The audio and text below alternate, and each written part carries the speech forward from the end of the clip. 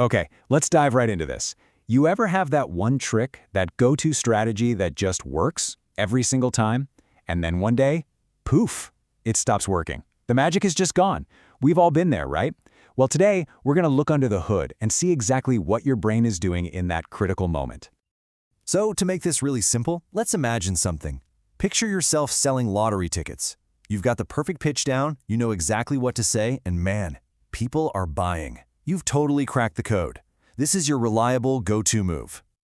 And then, it just stops. Your perfect pitch hits a brick wall. The next person isn't interested. The person after that isn't either. All of a sudden, your foolproof strategy is useless. So, what does your brain do in this exact moment? How does it figure out what comes next? To answer that, we first have to understand the brain's basic toolkit. See, it doesn't invent a whole new plan for every single thing you do.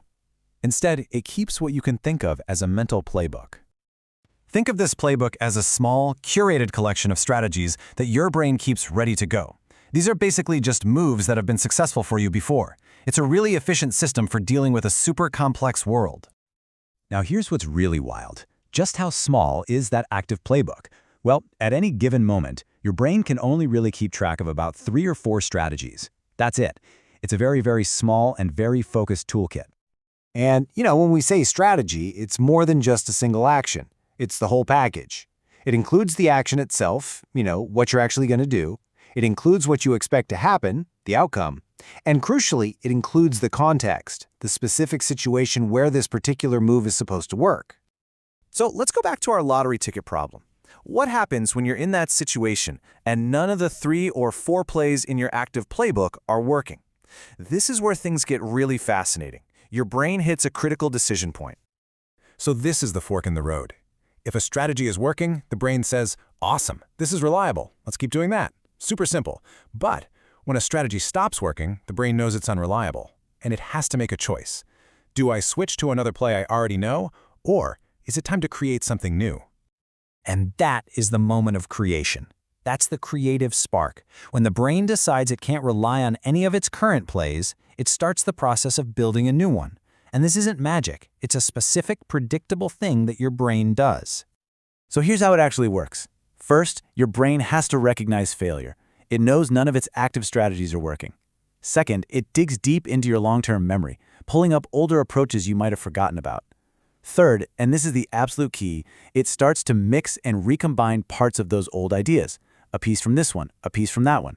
And finally, it tests out this new creation, this new probe strategy to see if it works. So, the really important thing to get here is that creativity isn't some mystical thing where an idea just appears out of thin air. It's a structured process. It's the intelligent recombination of stuff you already have stored away. Your brain is a master remix artist, building something new from what it already knows. And this leads us to the most profound insight of this whole thing. What if the very thing that seems like a weakness, that tiny playbook of only 3 or 4 strategies, is actually your brain's greatest creative strength? Think about it. Because your brain's capacity for active strategies is so limited, it can't just get stuck trying dozens of old options over and over. When its small active set fails, it runs out of immediate choices really fast. And in that moment, it doesn't get paralyzed. It gets liberated. It is forced to innovate. And this isn't just a cool theory. It's actually backed by data. This model accurately predicts how people really behave. The green line shows what happens in familiar situations. See how quickly people learn? They're just retrieving a strategy they already know. But that red line, that represents a brand new, open-ended problem. Learning is slower at first, sure, but people still figure it out because their brains are being forced to create new approaches. So the next time you feel stuck, just remember this. That feeling of having no good options might just be the prelude to a creative breakthrough. Our cognitive limits aren't a flaw at all. They're the very engine of our adaptability and our creativity.